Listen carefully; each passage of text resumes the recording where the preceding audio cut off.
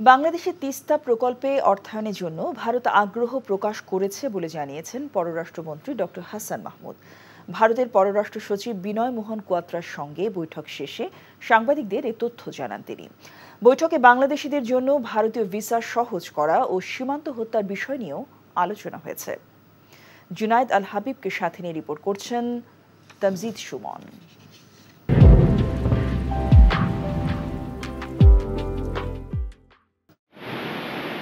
বাংলাদেশের তিস্তায় একটি বৃহৎ প্রকল্পে চীনের অর্থায়ন নিয়ে কয়েক বছর ধরে আলোচনা হচ্ছে। এ বিষয়ে চীন সরকারের বেশ আগ্রহ দেখা গেছে। বাংলাদেশ ও ভারতের অভিন্ন নদীগুলোর অন্যতম তিস্তায় চীনের অর্থায়নের এই আগ্রহ নিয়ে বেশ অস্বস্তিও রয়েছে নয়াদিল্লির। এমন অবস্থায় এবার ঢাকা সফরে এসে পররাষ্ট্রমন্ত্রীর সাথে সৌজন্য সাক্ষাতে ভারতের পররাষ্ট্র সচিব তিস্তা প্রকল্পে অর্থায়নে তার দেশের আগ্রহের কথা জানালেন। পররাষ্ট্রমন্ত্রী ডক্টর হাসান মাহমুদ জানান, ভারত তিস্তায় অর্থায়ন করতে চায়, তবে তিস্তায় যে প্রকল্পটি হবে সেটিতে বাংলাদেশের স্বার্থ রক্ষা হতে হবে।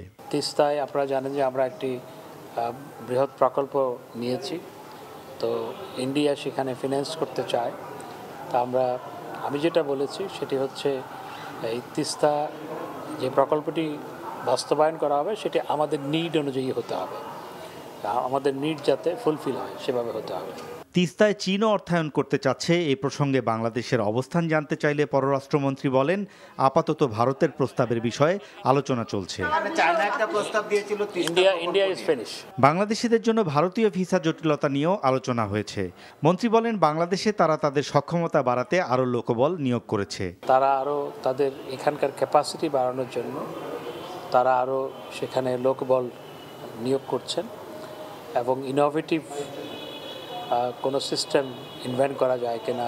আমি অনলাইনের কথা বলেছি, অনেক সময় দেখা যায় ডাক্তারের অ্যাপয়েন্টমেন্ট পাচ্ছে না, সেই জন্যে সে বিষয়টি বিস্তারিতভাবে আলোচনা করেছে এবং তারা অত্যন্ত আন্তরিক এই বিষয়টি সমাধান করার জন্য।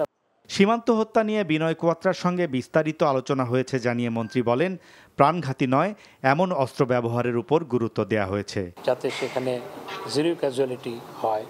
Tamjid Suman, NTV news, Dhaka.